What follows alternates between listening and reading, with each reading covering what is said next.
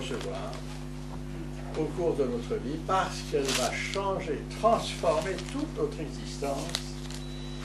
Et pour accompagner notre réflexion, on va lire quelques versets de cet épître de Tite, chapitre 2, donc versets 11 à 14.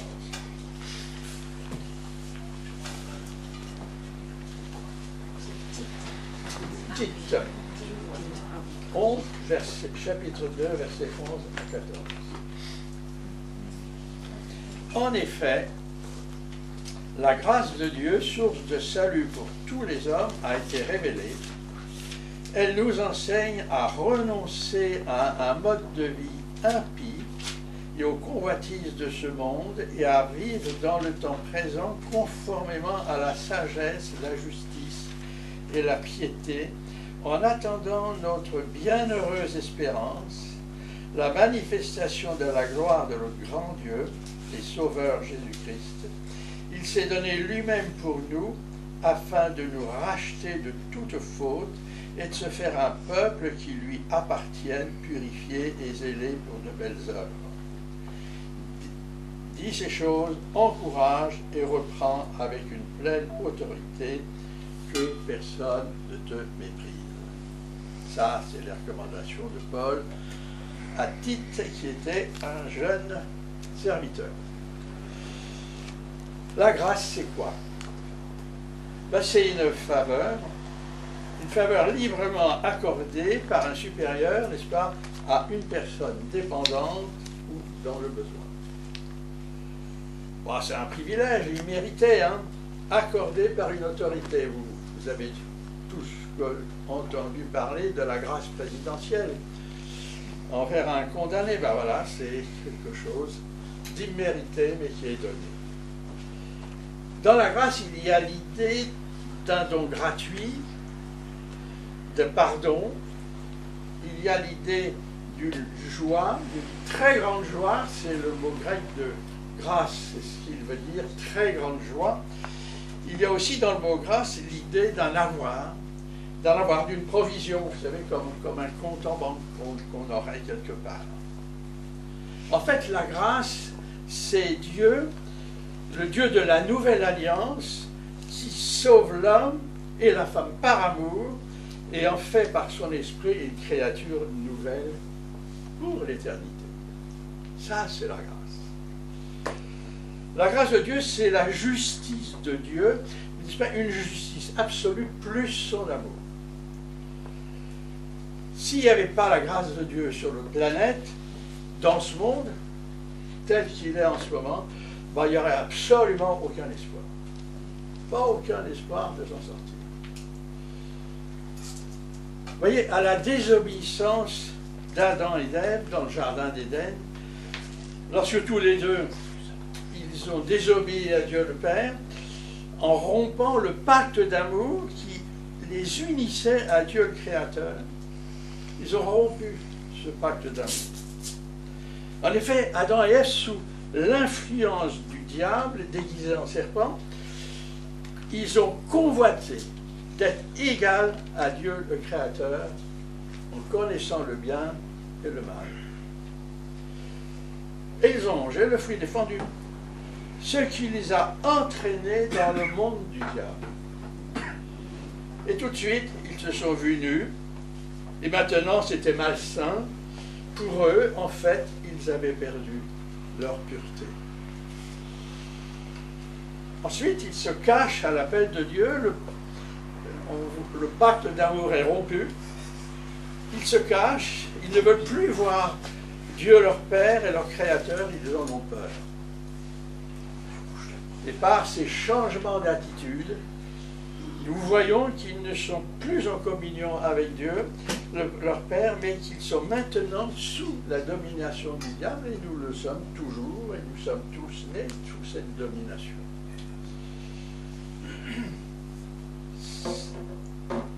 Alors, Dieu le Père a appliqué sa justice, en les chassant du paradis. Il aurait pu les anéantir et recommencer avec d'autres. Mais il ne l'a pas fait parce que il aimait sa créature, il aime Adam et Ève, et il aime aussi toute la progéniture qui va suivre, dont nous faisons partie jusqu'à aujourd'hui. Il aime tout, il nous aime. D'un amour qui est absolu. Vous voyez? Et Dieu le Père, il va les envoyer vivre sur la terre. En fait, ce qu'il voulait vivre, hein, il voulait vivre comme des dieux, mais avec un petit dé cette fois-ci. Mais c'est une vie de lutte qui s'est déclenchée pour eux.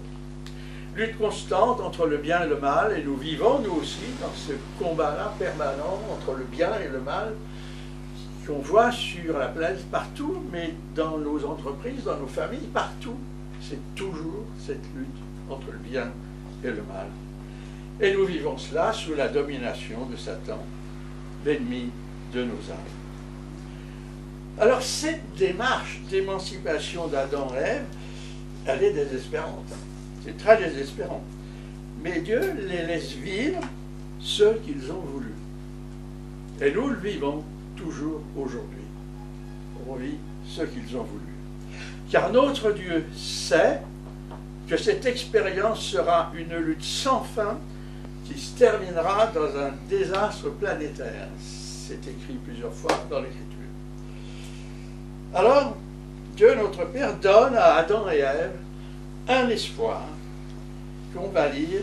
Cet espoir se trouve en Genèse 3. En Genèse 3, je vais l'écrire pour ceux qui prennent des notes.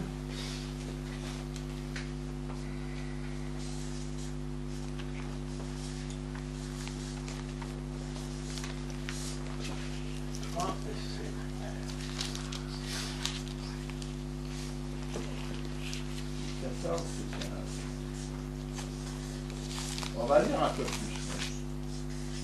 Mais les versets principaux sont là.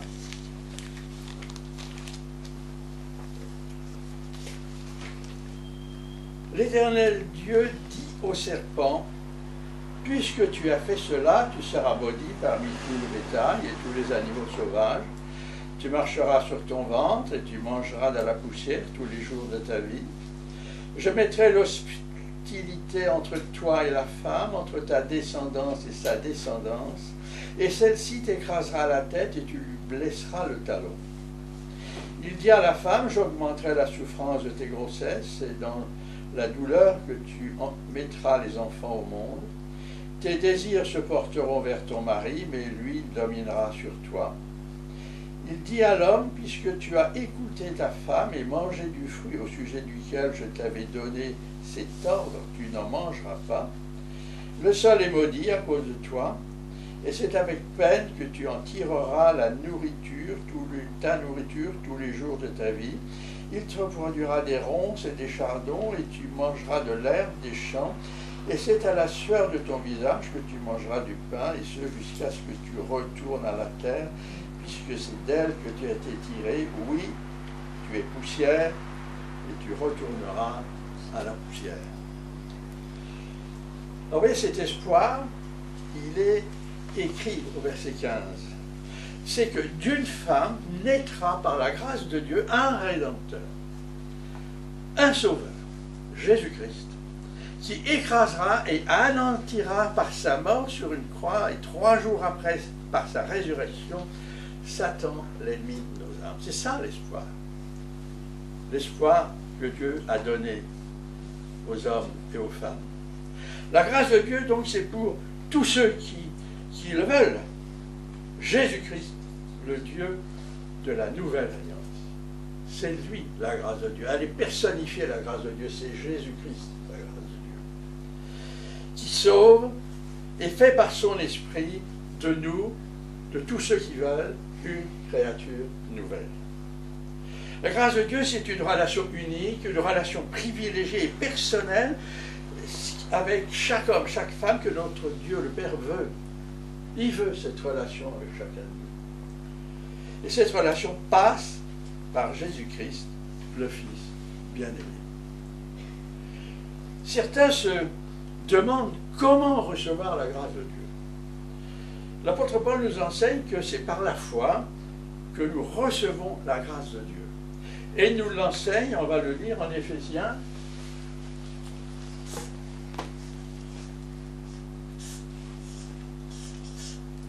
Éphésiens 2, 8 à 10.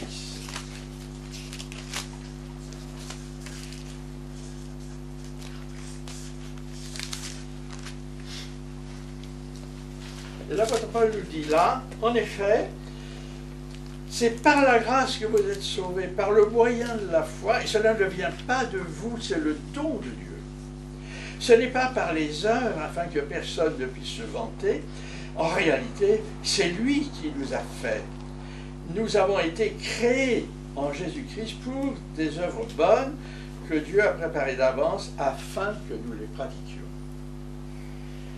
Certains pensent que c'est par les œuvres, et parfois beaucoup d'œuvres, par lesquelles nous accéderons à la grâce de Dieu.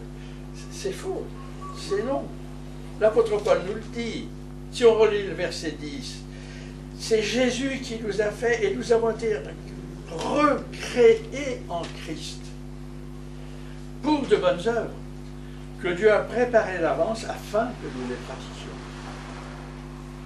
L'apôtre Paul nous dit que nous n'avons pas à fabriquer des œuvres pour plaire à Dieu, mais que nous avons par la foi à entrer dans la vie nouvelle. Et c'est comme cela que nous ferons des œuvres pour notre Dieu, mais pas n'importe lesquelles, seulement celles qu'il a préparées exprès pour nous d'avance. C'est celle-là qu'il faut. On ne fera pas celle du copain ou de la copine à côté. C'est seulement les nôtres. Alors une question se pose. Comment ces œuvres particulières que notre bon Père Céleste a préparées spécifiquement pour nous, pour chacun de nous, comment les trouver? Comment les rencontrer? Avant de répondre à cette question, on va lire 3 versets. 3 versets du prophète Ésaïe, qui a eu la vision, le prophète Ésaïe, vous voyez, 600 ans avant le Seigneur à peu près, qui a eu la vision d'un drôle de restant spirituel, qui est à notre disposition. On va lire Ésaïe,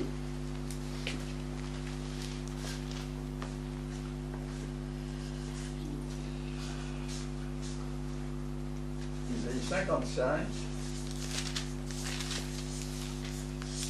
et les versets de 1 à 3.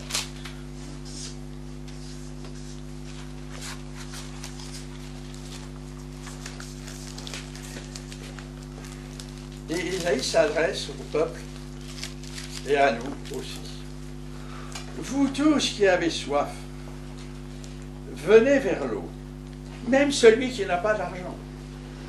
Venez acheter et manger, venez acheter du vin et du lait sans argent, sans rien payer. Pourquoi dépensez-vous de l'argent pour ce qui ne nourrit pas? Pourquoi travaillez-vous pour ce qui ne rassasie pas? Écoutez-moi vraiment et vous mangerez ce qui est bon, vous savourerez des plats succulents. Tendez l'oreille et venez à moi, écoutez donc et vous vivrez, je conclurai avec vous une alliance éternelle pour vous assurer les grâces promises à David. On est tous d'accord que l'Évangile est une bonne nouvelle pour les pécheurs. On est tous. Pour ceux qui ratent leur vie. Pour ceux qui n'avancent pas dans leur vie. Pour les méchants aussi. C'est une bonne nouvelle pour les méchants. Mais aussi pour les chrétiens qui ratent leur vie avec le Seigneur. C'est une bonne nouvelle. Ces chrétiens qui luttent avec des problèmes et qui sont tentés de tout abandonner. Pour eux, l'Évangile est aussi une bonne nouvelle. L'Évangile, pour nous chrétiens, doit être toujours une bonne nouvelle permanente et vivante, où nous pouvons nous reposer de nos fatigues et y refaire nos forces spirituelles et y puiser l'eau pour y étancher notre soif. C'est cela aussi l'Évangile pour nous, les enfants de Dieu. Alors, dans les versets du prophète Ésaïe que nous venons de lire, le manque d'argent exprime le manque de bénédiction. Et beaucoup de chrétiens vivent comme ça, sans bénédiction. Combien de fois dans nos vies nous constatons qu'elles sont souvent plates, vides et qu'elles tournent en rond? Cependant, nous avons lu, même celui qui n'a pas d'argent, venez acheter et manger, acheter du vin et du lait sans argent, sans rien payer. C'est un drôle de restaurant, celui de la grâce de Dieu. Drôle de restaurant.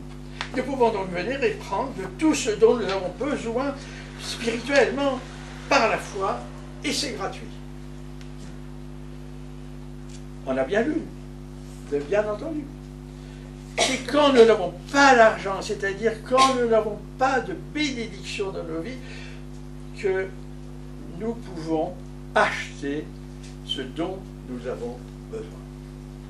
Ce qui veut dire que nous pouvons vivre nos vies chrétiennes dans l'abondance spirituelle de notre Seigneur sans argent et sans payer aucun prix. Cependant, il est dit au milieu du verset 1, venez acheter. C'est deux verbes, c'est de l'action, ça. Ce qui nous rappelle que tout achat de quoi que ce soit est un échange. C'est toujours un échange. Alors, dans ce restaurant spirituel de la grâce, notre monnaie d'échange sera mon vide spirituel contre ta plénitude. Ce sera mon mauvais caractère contre ta douceur. Ce sera mes mauvaises pensées contre ta pureté. Ce sera mon orgueil contre ton humilité. Ce sera ma dureté de cœur contre ton amour. Voilà notre argent. Et avec cet argent-là que nous pouvons payer. C'est seulement avec celui-là que nous pourrons payer. Et je vous laisse finir la liste, votre liste personnelle. Parce que tous, malheureusement, on a de cet argent. Je peux vous dire, même encore maintenant, j'en ai besoin. Le problème dans ce restaurant de la grâce de Dieu, où tous les enfants de Dieu peuvent acheter, c'est qu'il faut reconnaître nos besoins pour acheter. Il faut reconnaître nos besoins. Et si nous n'avons pas de besoins spirituels, nous n'avons rien à acheter. Hein. C'est comme ça. Hein. Et nous resterons toujours devant le beau restaurant, à tourner en rond devant, aussi affamés, pauvres et nus qu'avant. Nous comprenons tous bien que pour acheter et recevoir la grâce de Dieu, il nous faut reconnaître et dire à notre Seigneur ce qui ne va pas dans notre vie spirituelle. Il faut nous concrétiser et lui dire. Pas surfer dessus. Pas dire demain, après-demain, l'année prochaine. Non. Quand le Saint-Esprit nous révèle quelque chose, c'est maintenant qu'il faut le faire. C'est comme ça qu'il marche, ce restaurant-là.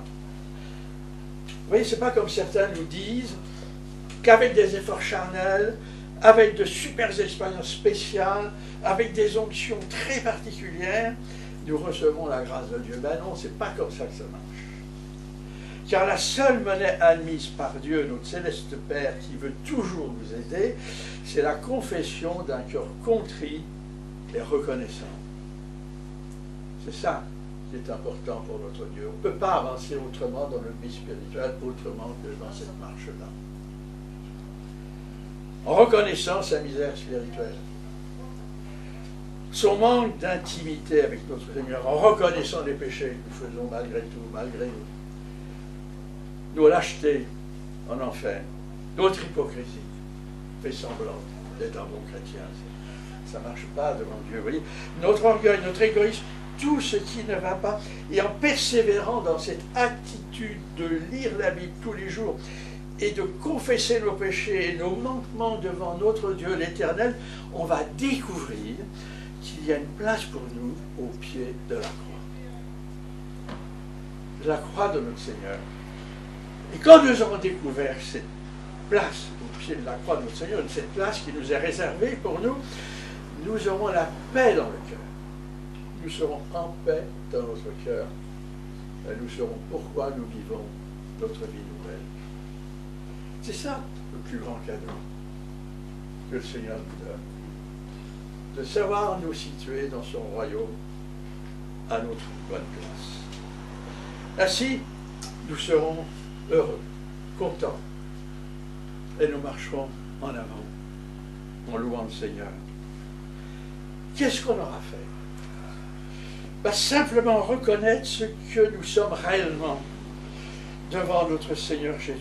Ce qui nous permet de prendre notre place au pied de la croix de notre Seigneur, où coule en abondance la grâce et la miséricorde. C'est là qu'elle coule, la grâce et la miséricorde, et la paix et la joie.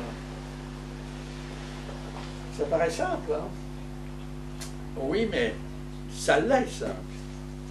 Mais en pratique, nous avons une lutte continuelle dans notre cœur avec notre moi, notre ego, n'est-ce pas, qui sont alimentés, eux, par l'ennemi de nos âmes. C'est eux qui ont choisi le mauvais choix de vie. On hérite de ça. Il faut prendre position, dire je veux, le Seigneur, je veux que notre volonté marche, je veux que notre volonté agisse. Prendre position, je veux vivre dans cette intimité avec mon Seigneur. Alors, on a tous un problème de vertu avec l'humilité. C'est pas naturel, mais le Seigneur va nous apprendre l'humilité, comme cela, en reconnaissant ce que nous sommes réellement, et en confessant au pied de la croix notre Seigneur. Mais le Seigneur marche avec nous dans notre vie. Il voit les dispositions de notre cœur et il nous aidera. Il nous dit en Matthieu 11,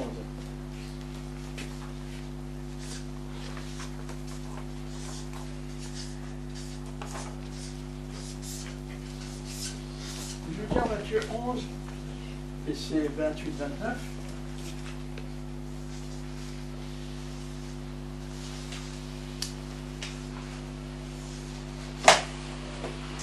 il nous dit, venez à moi vous tous qui êtes fatigués et courbés sous un fardeau, je vous donnerai du repos. Acceptez mes exigences et laissez-vous instruire par moi, car je suis doux et humble de cœur, et vous trouverez le repos pour votre âme. En effet, mes exigences sont bonnes et mon fardeau léger. C'est des paroles d'amour. Ce sont des paroles d'amour de notre Seigneur. N'oublions pas que nous sommes en chemin du jour de notre conversion à celui où on va rencontrer le Seigneur. Là, on est sur un chemin. On est sur une route. Et nous sommes quelque part, chacun sur cette route. Et celui qui est celui que le Seigneur a bâti pour nous.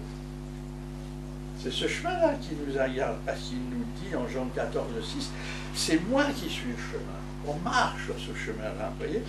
Et ce chemin, c'est un chemin de vérité, mais aussi c'est le chemin de la vie.